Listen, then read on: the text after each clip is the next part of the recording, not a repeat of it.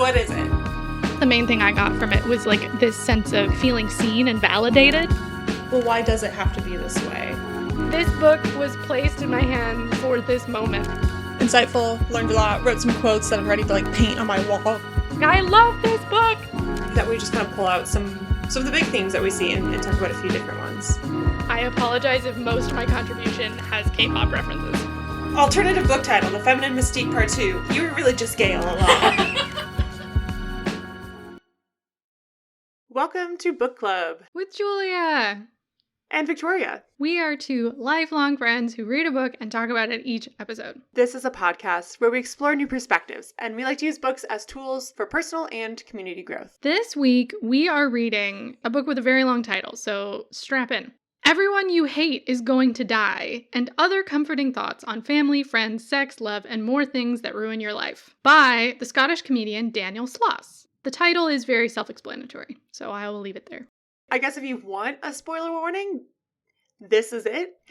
We will talk about the entire book. Also note, if you haven't seen any of his comedy specials, some of the jokes in here and kind of the themes of those specials are in this book. So I guess it might spoil the specials if you haven't seen them, but they're still hilarious. And oh yeah, us talking about a joke is not the same as hearing him deliver it. No, especially because I guarantee you, no matter how much we talk about the jokes, you won't see them coming in the way. Jokes require context. Obviously, he's a professional. Obviously. And we are lowly book reviewers. Yes. Victoria and I have switched jobs this week because she was so impressed with how I introduced the mini-sode. So I'm in charge of the shameless self-promo, still full of shame.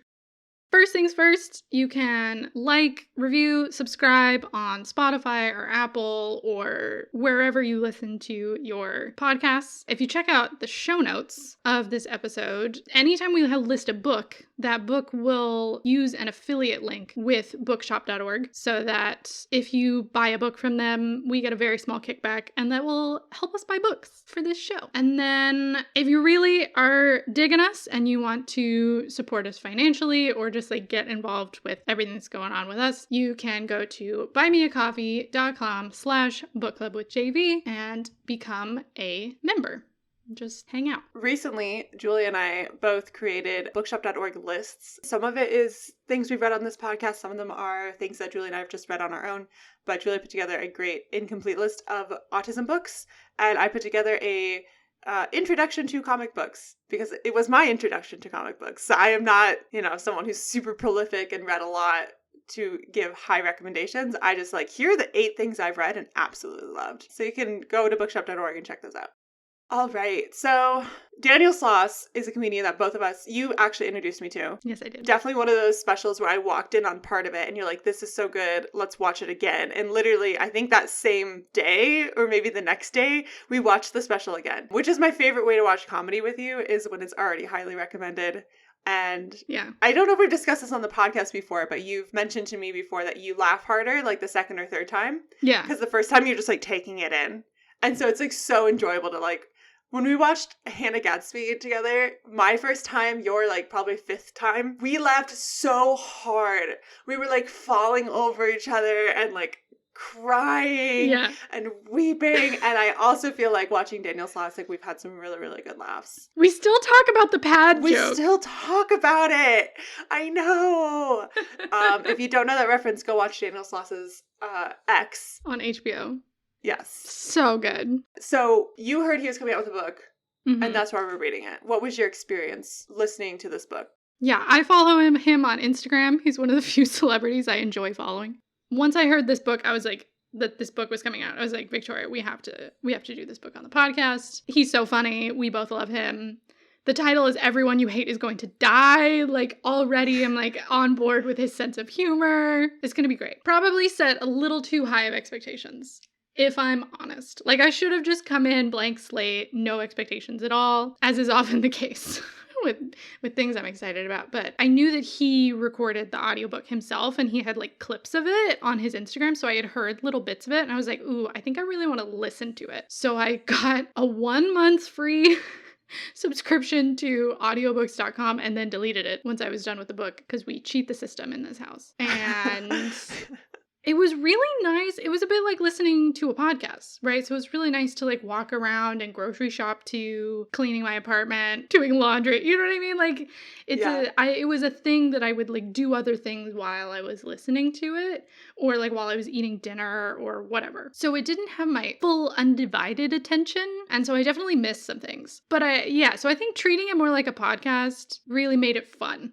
You know, it like wasn't life-changing. A lot of the content, because I follow him and I've watched all of his specials. I've watched X multiple times. You know, I was familiar with a lot of what he was saying, but I really enjoy his humor, you know, so like some of his thoughts were interesting and profound, and some of them I was like, okay, but his jokes were great. Yeah, gave me a good chuckle, which is really what you want at the end of the day.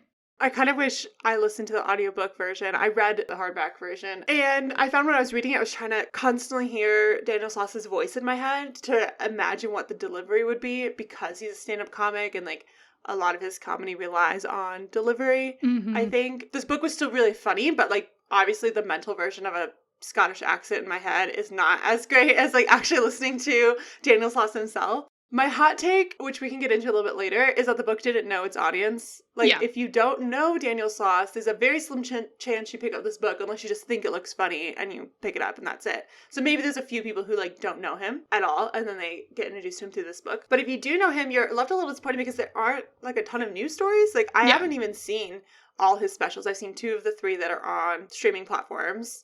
And I also knew, like, a few things about his life otherwise, like just because he's a public figure, but otherwise there weren't like a lot of news stories to me. I also think the book in many ways, like Daniel Sloss is very self-deprecating, which is a very like UK humor that maybe as an American I'm just like missing.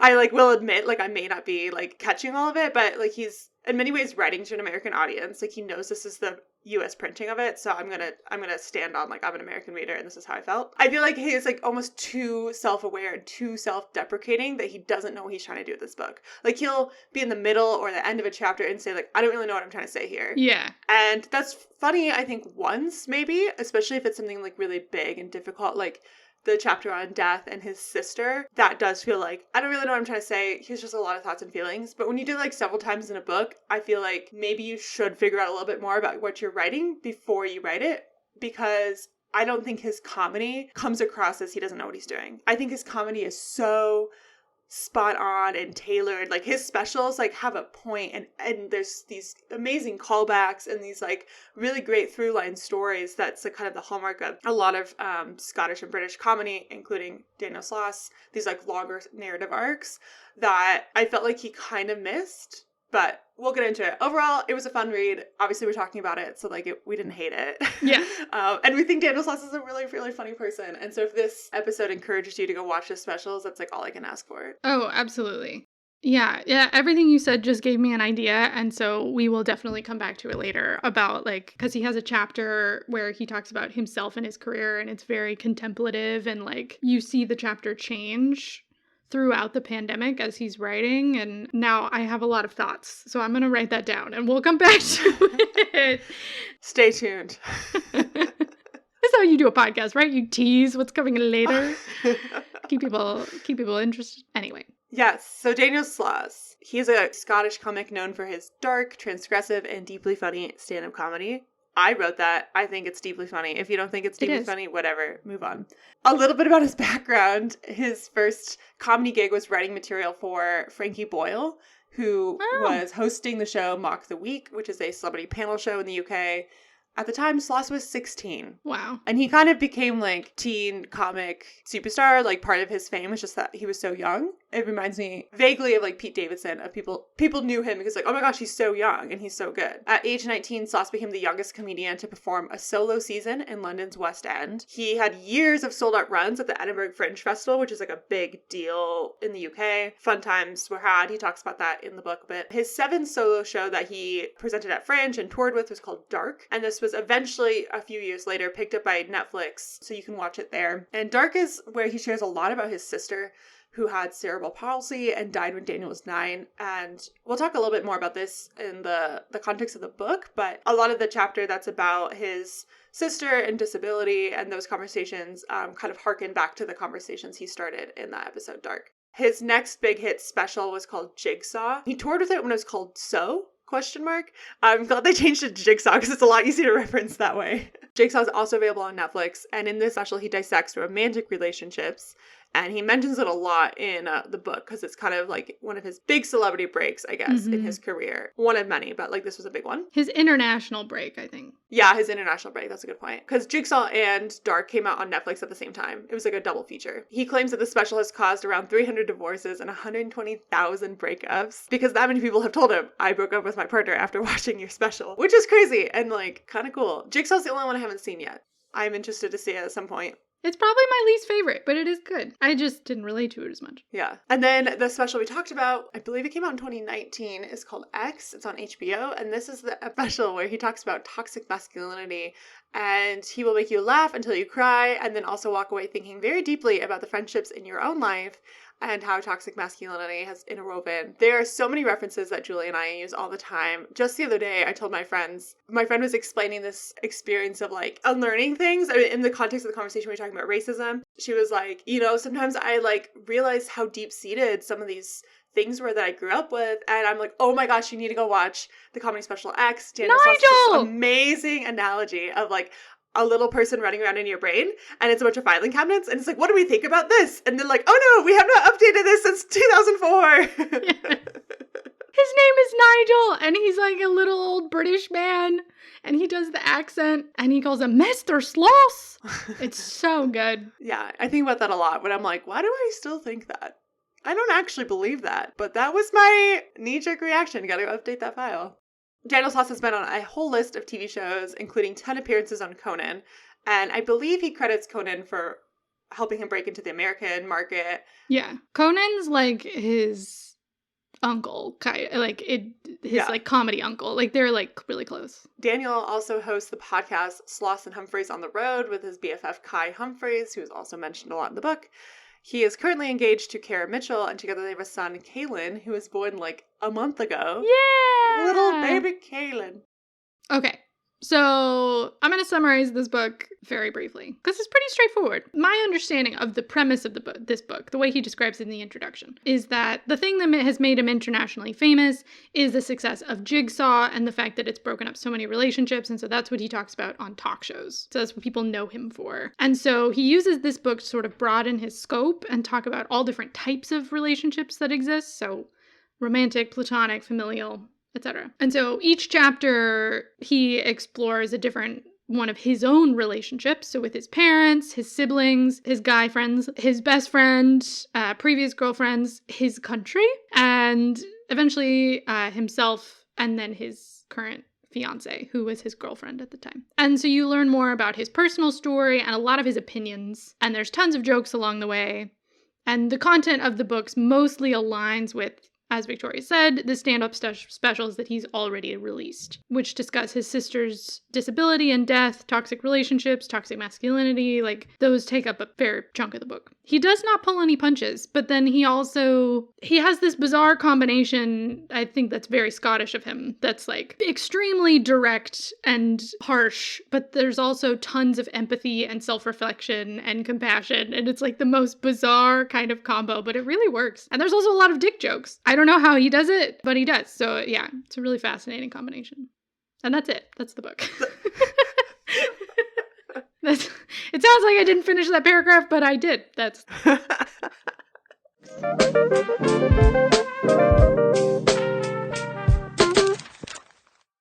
So for the discussion portion of this episode, we want to talk a bit about the purpose behind this book, what we think is like working, and does this book even accomplish its goals that it seems to have set out for itself? And then also use this to talk more broadly about celebrity books in general, because I've been on like a weird kick reading a bunch of celebrity books. Yeah. And like so many of them that I tell Julia, I'm like, oh, like I read like a bunch of books, but like literally none of them to talk about in the podcast.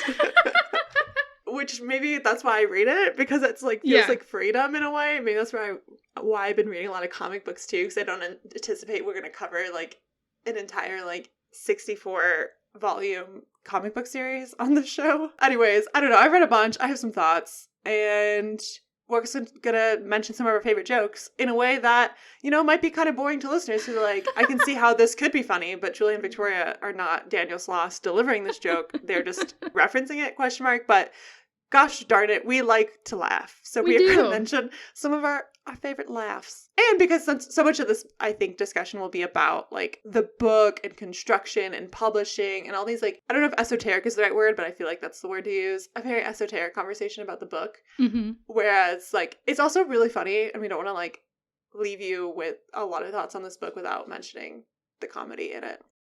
Because that's like his job. That's like what he's very good at. Yes. Tells a good joke, that Daniel Sloss. So let's get into it. Let's get into it.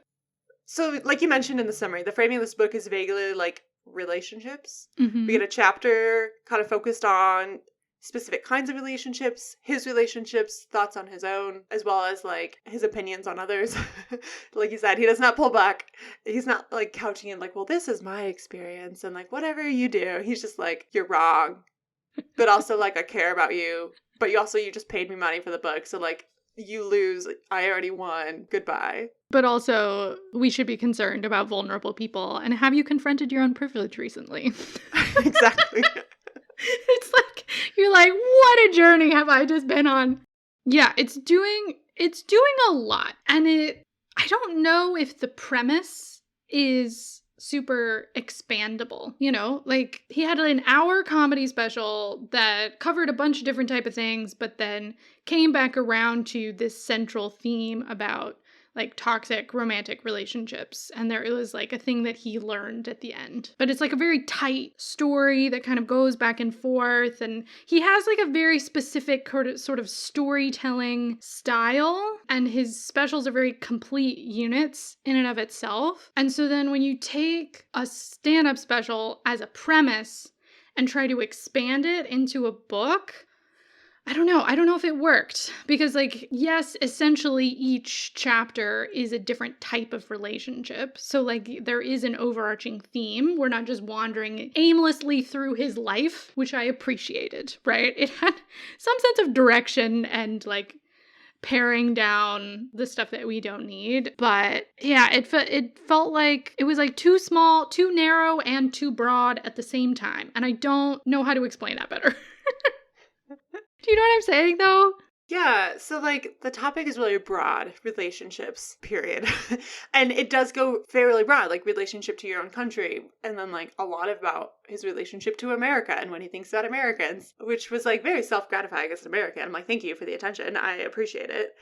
Please give more. Yeah, so that kind of felt like, oh yeah, I have thoughts about our relationship to our own countries, but then most of these chapters are about relationships to specific people. And so it feels kind of like disparate with like a very broad category to tie it together. Mm-hmm. But then within the context of each chapter, they kind of go on for a while. It's funny along the way, but you're like, I don't really know what your central point is. And sometimes he's even like, I don't even know what my point is here. Mm-hmm. And like in the chapter about siblings, he's also talking about like grief and death and disability. And I think one part I really liked about that chapter is you get to hear about his relationship with his younger brothers, which we don't really hear in the dark stand-up special. So that was kind of a new piece to hear about his life.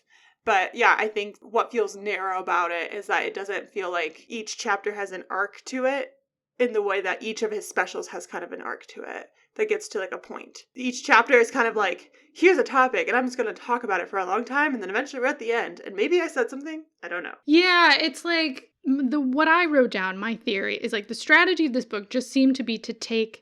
He's very famous for this like second half of his stand-up specials where he's telling you all these jokes and he's taking you in a direction. You don't realize where he's taking you, but you are being led and you're laughing, just like full belly laughs. You're just dying laughing. And all of a sudden you get to this point where he like drops a bomb on you and you're like, holy shit, that is somehow totally surprising and very relevant to everything you have already said. Then he goes into this really serious discussion based on his own experiences about really serious topics, so about dealing with death and grief, about dealing with heartbreak, and dealing with toxic masculinity and confronting it in yourself. Like really important, heavy topics. but you need all the jokes leading up to it, taking you into different stories that are all connected, but you don't realize how they are, and they slowly build up to this really serious thing. And it has a really powerful impact. And so it seemed like what they were trying to do was take that second half and just make a bunch of those. But I don't know if they work out of context, So maybe that's why it felt a bit aimless, because it was like his specials have like one specific story they're getting to, and that's it. So you have all these other stories that are leading you up to this one story, this one moment. But that's not really the case in his chapters or in the book as a whole. And so trying to replicate that just didn't quite work as well. Some of them better than others. Like the chapter about his siblings, really good, like you already said. But it was very similar to Dark, right? Yeah. Because he had already told that story, and I had already heard it with some extra stuff, right? He talked more about his brothers. He gave a lot more context than he is able to do in the special. But, it was very similar. I mean, I love that chapter. I love the way, like, his sort of combination of, like, empathy and kind of harsh directness are, like, the perfect tone to take to talk about disability and death. Like, he's just exactly the kind of comic that you want to hear when dealing with something like that, because he talks about his sister like a real human being.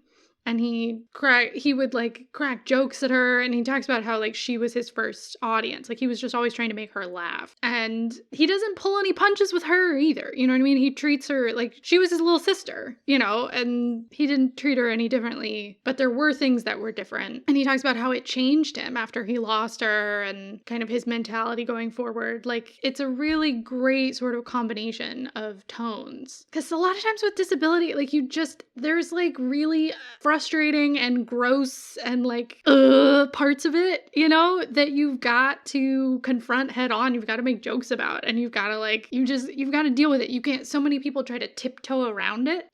Same thing with like death and grief, right? People want to like be super careful and delicate with you, and people are like, nah, that's not what I want. That's not what's gonna help me right now. So I think he's like the exact right comic to like talk about those kind of heavy topics. But yeah, again, that chapter was like adapted from the special with like extra stuff added to it, and the narrative drawn out a little bit more. And so like the other chapters didn't have that same clarity, I guess. Yeah. One of the other chapters I thought had pretty good clarity, though, was the last chapter. And I think that was kind of felt a bit redeeming to me in this book, is I kind of forget about some of the middle chapters where I was like, I don't know what's happening. I think I literally wrote at the end of a couple chapters, like, I don't know what this was about. Or like, this felt a little all over the place. But the last chapter was about Daniel's relationship to himself, his own mental health, and how the pandemic was like affecting him. I think it asks like those really great questions. You noted this in our outline, Julia, and I started this entire section where this joke falls, but he says, is this the correct amount of lack of hope to have at this point in time, or is this a chemical imbalance in my noggin? Like, and noggin sounds so funny and stupid in my accent. I'm sure it sounds better in his. Noggin. That's like so real and feels so relatable. Of like, that was probably like mental health wise one of the lowest points of my life, but like, yeah, like that was just kind of the correct amount. It feels like you shouldn't be like, this is the best time of my life. Like maybe you're missing something, or maybe you're like out of touch with something if you're like not feeling down. But also we all need help, and we shouldn't have to like stay in that state. It's just like, it was difficult. I liked in his like list of ways to deal with anxiety, he mentions exercise is annoyingly useful. And it made me think of burnout that we talked about recently on this podcast, where they talk about completing the stress cycle, and that is related to anxiety in many ways, and how movement is one of the best ways to reduce stress. But it's annoying that it works. Yeah, it's like, I don't want to. Yeah. But like, gosh darn it, I'm gonna go. I love every meme that's like just me going to go take my stupid mental health walk for my stupid mental health or whatever.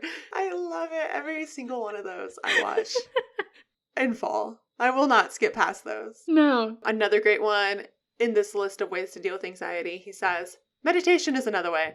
I used to hate meditation because a pretentious assholes got it first. And he goes on to make a very explicit ejaculation reference that I'm not going to read. But I definitely started that, and I was like, yes, because I feel like that's how I felt about meditation for a long time. And I even feel ridiculous talking about meditation outside of the context of like people who like really know me and know I'm not being like pretentious about it, but like sometimes it helps, man. No, it is. It's really, really good for you. And it just has really bad PR. Because the people who are trying to promote it, you don't want to like them. You're like, oh God. Right. Why are you saying something so smart? Yeah. Why is it coming from your mouth? When really, like, the core teachings of meditation can be so accessible and useful in your life, even if it's only, 1 minute when you're standing in the shower or like 5 minutes before you go to sleep. Like, it doesn't have to be this huge time investment, but at the same time, if you can do it, like, the benefits are like incredible and there's science to back it up, and like, meditation is great. The pretentious assholes suck. Well, this turned into a meditation podcast. I know.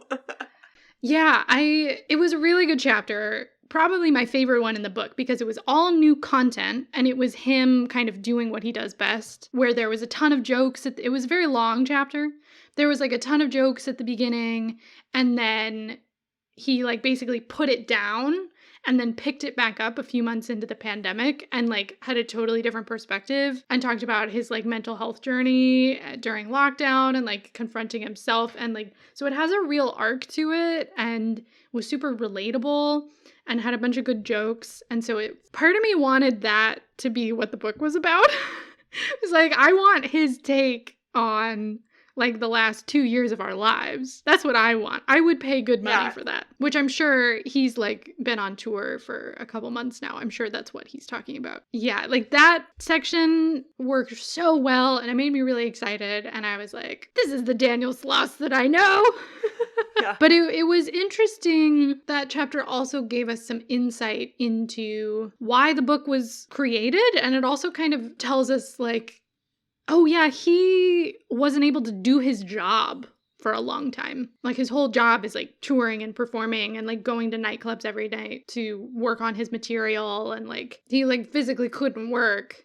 And so this was like kind of his opportunity to literally make money, to have an income, but also to present possibly what we might have heard in some of his stand-up if we had been able to go. Because like I literally saw him when he was in New York for like 4 weeks working on material right before COVID hit. And I visited my cousin in New York for like a weekend and went and saw him. It was in this tiny little theater in Midtown, and he was like just working through stuff. And it was much more conversational than like his normal stand-up. But there were some great jokes that I immediately came home and shared with Victoria.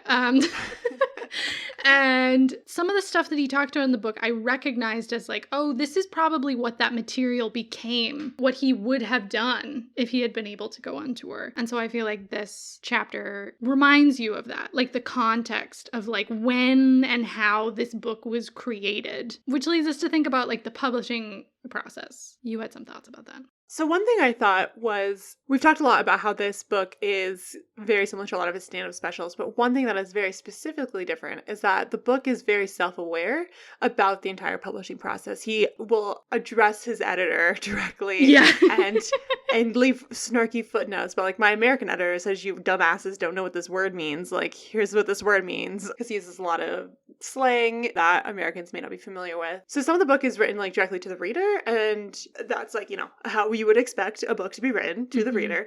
But parts of it like pull back the curtain to recognize that he's also writing to his editor. In a way, he's almost writing to his editor first, because he's like, this is what my editor wants, or like, this is what my editor is helping me do. And then it's going to go to a general audience, which might be really different for him because he's a stand-up comic who pretty much, he writes all his own material and then he presents it. He gets feedback from the audience. Maybe he gets feedback from peers. Maybe, I don't know how it works with like HBO and Netflix, if they have certain things that he can and cannot say, or if they give him like feedback on like his like specials that are on streaming platforms. But like his live specials, that's like completely him. Like, he doesn't have an editor there like rewriting or like giving him notes of like, you can't say that word, or like, people don't know what that word means or whatever. So I think it's really fascinating. And I think this also gives us a peek into the world of celebrity books in general. I think the mental health chapter and some of the like the footnotes addressed to his editor and stuff, I think both of those really give us kind of an insight into like why the book is the way it is and why it maybe doesn't work as well,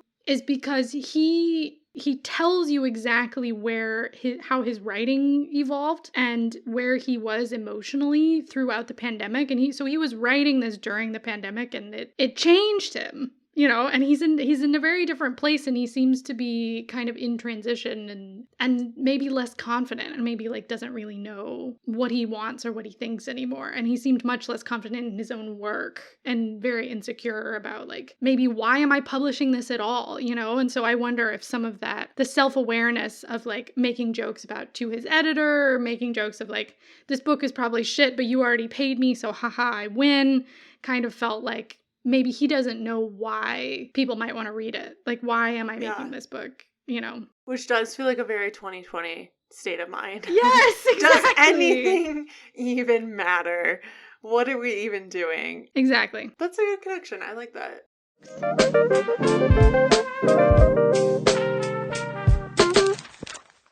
So, why this book, I think, leads us very naturally into why celebrity books? Why do they get written in the first place? Yeah.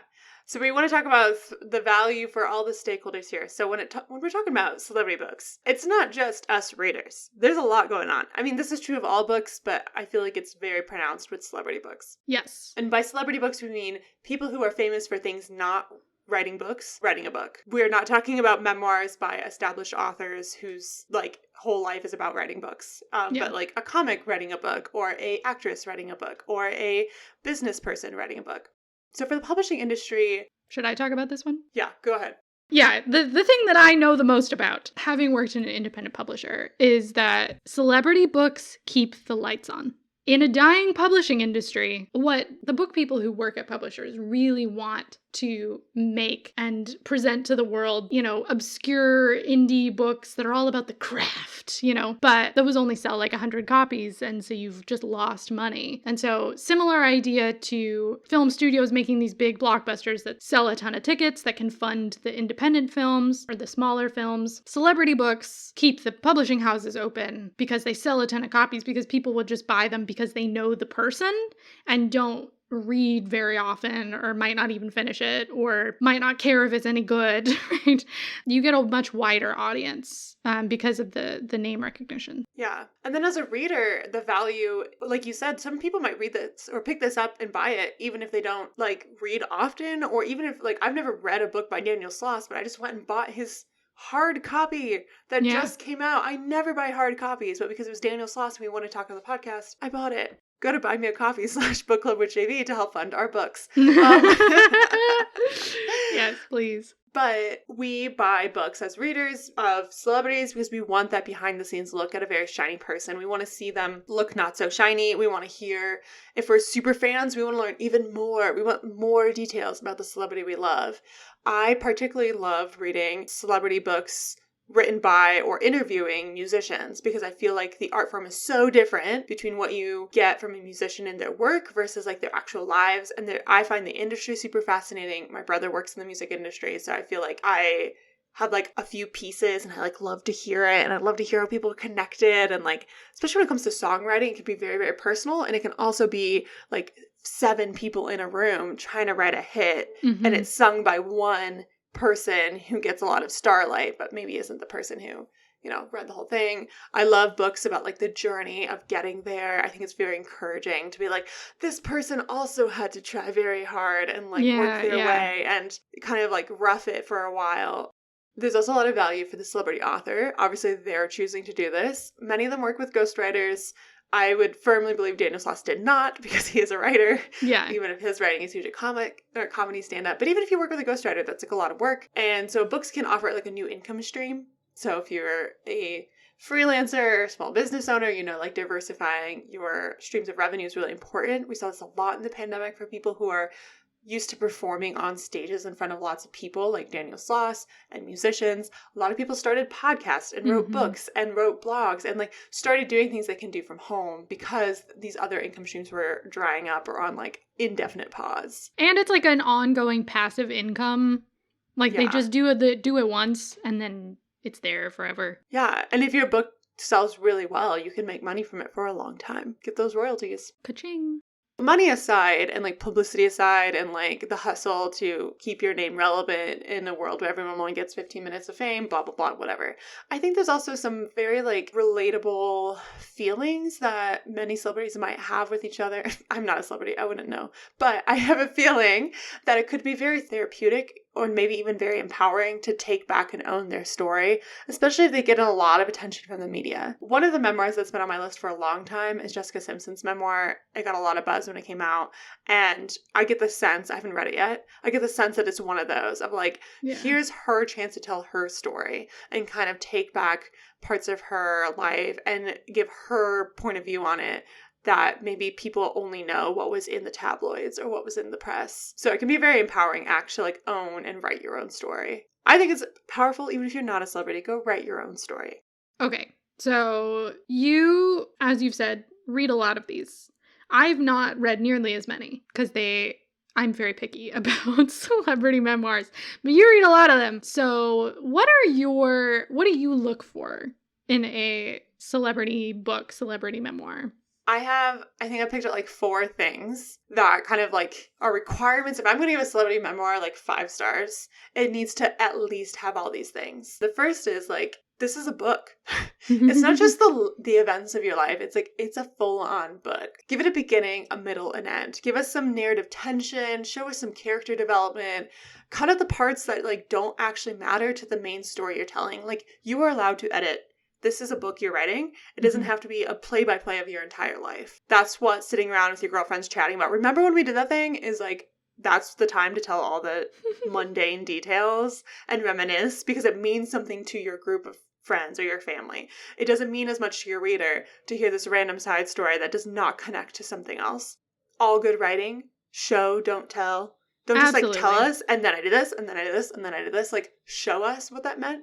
I think one of my biggest pet peeves is, I've noticed this in a couple celebrity memoirs I've read lately, where the celebrity has some sort of like awakening in a way of like their platform and recognizing that these societal or systemic issues that affect people in their community or people around the world are like really important, and like they have a platform and they should say something about it. Okay, that's cool, but like I need to be taken on that emotional journey with you. I can't just be like, and then there was the Syrian refugee crisis. And I'm like, where is this coming from? Like, and I just felt like I had to do something about it and use my platform. And now you're just like humble bragging, not really even humble about it, bragging about the charity work you do in your book.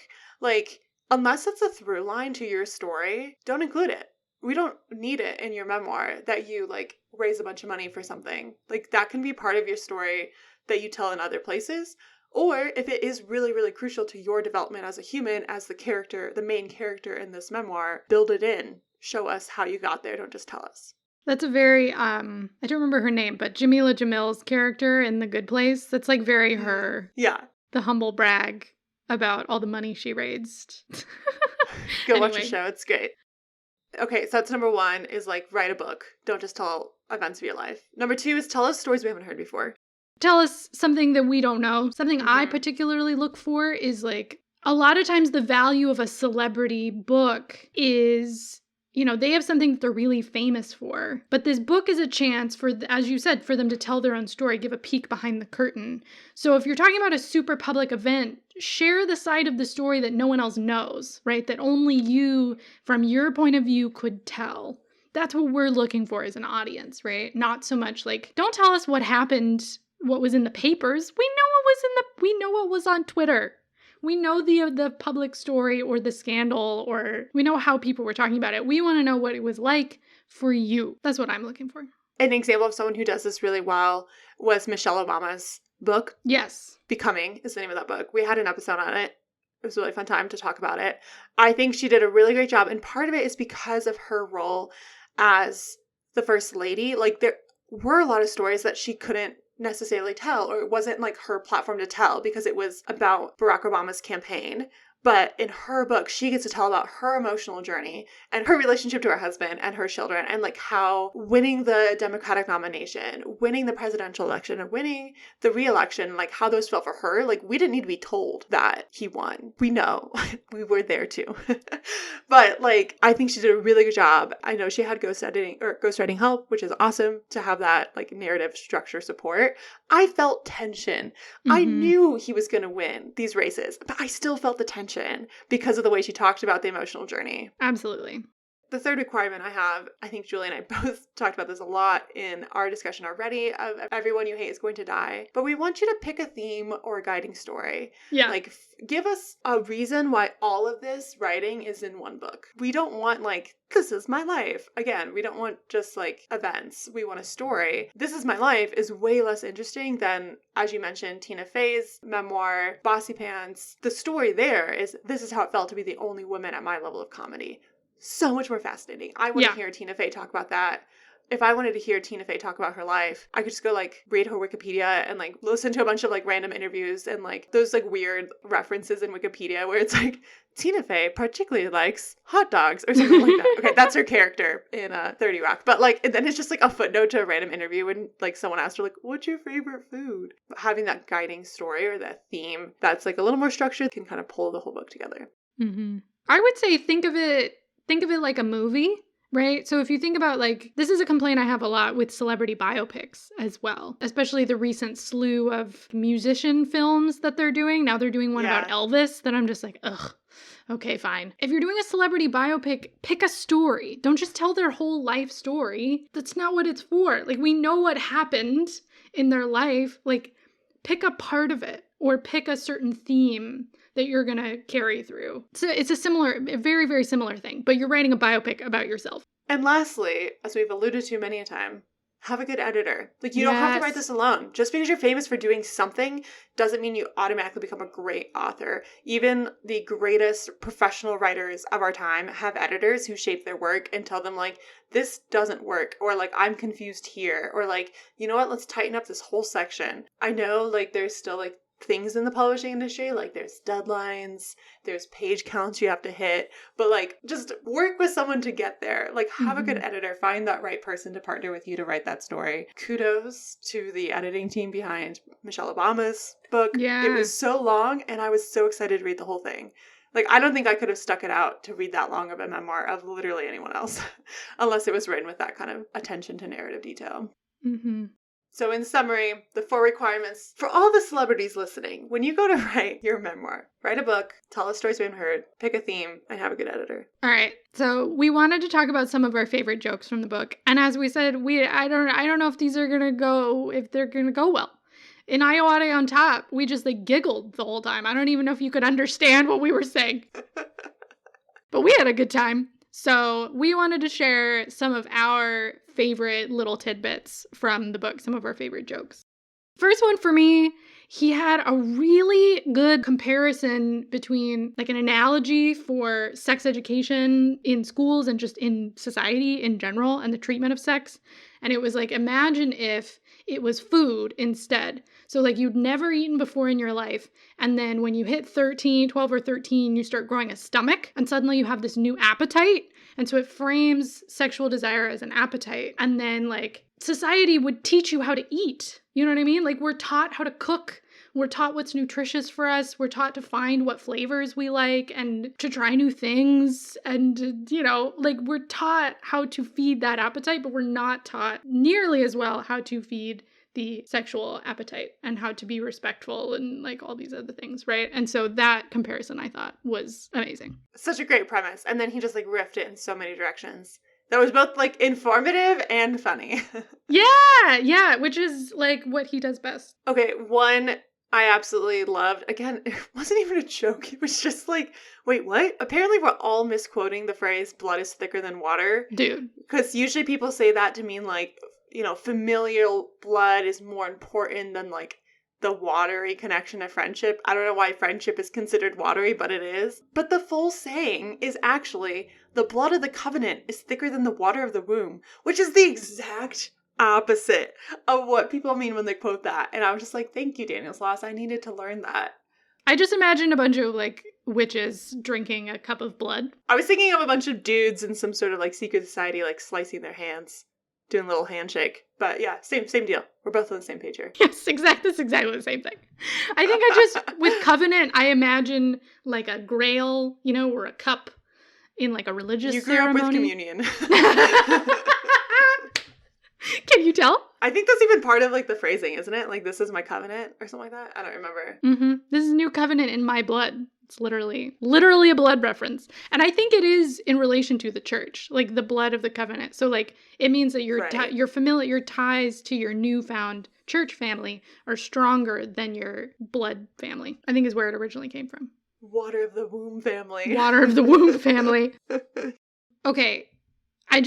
Again, not a joke, but I learned, because he had this story about this really important holiday in Scotland. He was explaining it, and I was like, oh my God, they have a holiday in Scotland for a poet. A poet! Oh my God. I was like, why don't we have one of these? All of our holidays need to be for stuff like this instead of like the day that we murdered a bunch of people. Like, we need to change all of our holidays right now. And it needed to be appreciated. We need like a Robert Frost Day and everyone just goes like walks down a path. Yeah! Or Mary Oliver Day and everyone goes like stares at the wild geese.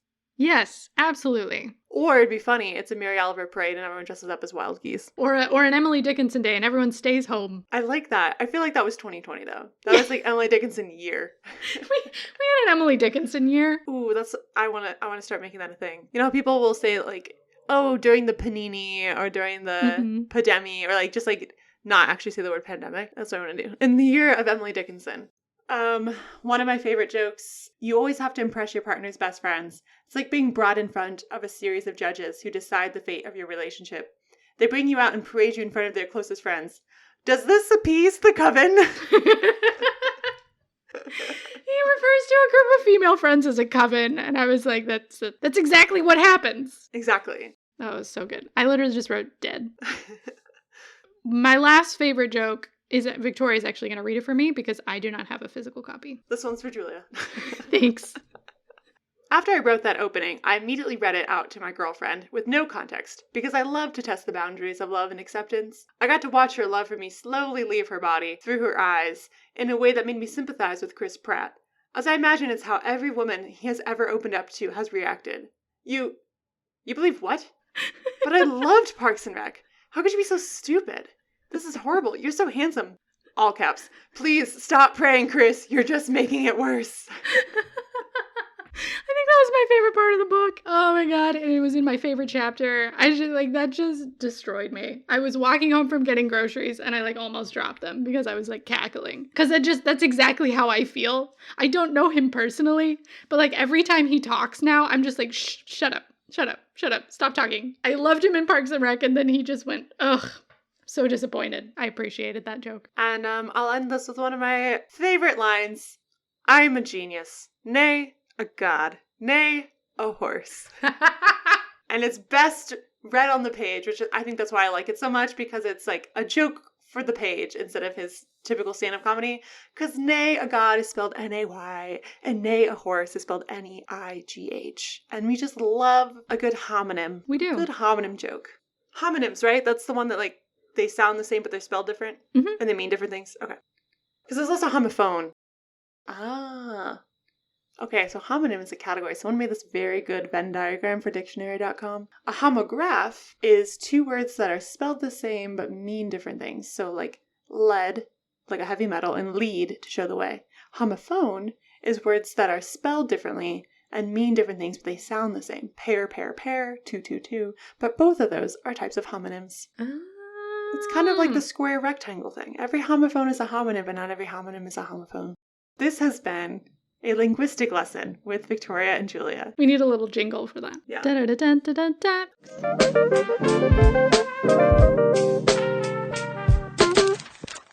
Recommendations. I'll let you go first. I've got a long list.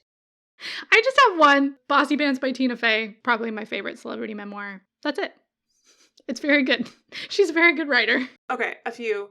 So I really enjoy Comedy Sex God by Pete Holmes. If you watch his show Crashing, I think this book is a great example of what we were talking about as far as giving details that someone who's vaguely familiar with the public story doesn't know. So you kind of get the details of Pete Holmes' actual life versus the based on true events version you see in his TV show. Mindy Kaling's Is Everyone Hanging Out Without Me? I don't remember a lot of the details. I just remember really liking it. And Mindy Kaling is like a really good writer, which like it just sold the book for me. You know, that was great. I think it has a similar story to Bossy Pants, but you know, it's Mindy Kaling's tone, so it's very cute and self-deprecating, but it's about her like coming up in comedy. I talked a little bit in the podcast about music and musicians writing about their lives. Hunger Makes Me a Modern Girl by Carrie Brownstein. She's also a comedian, but this is mostly about her life as a musician. And there's a collection of interviews written by Bob Boilen, and it's called Your Song Changed My Life. And so Bob Boilen went and talked with a ton of musicians about the music that influenced them. I love it because you get very specific stories. You have a really great author who's writing these stories, and you get a bit of Bob Boilen's own journey as a music journalist thrown in there as well, which is fun. And lastly, we mentioned it in this episode, Ayoade on Top by Richard Ayoade. This doesn't really fit in the memoir category as much as the other recommendations do, but it's a celebrity book. It's comedic. It's great. Julie and I laughed a lot. Really great. Yeah, it's in a totally separate genre though, because it's not a memoir at all. But so I can't say it's my favorite celebrity memoir, but I absolutely love it. If you like book. Comedy books. Yes. It's in a category all its own. Okay, Victoria's got to run soon because she's getting a tattoo. I know. That's actually what I'm currently obsessed with is my tattoo I don't have yet.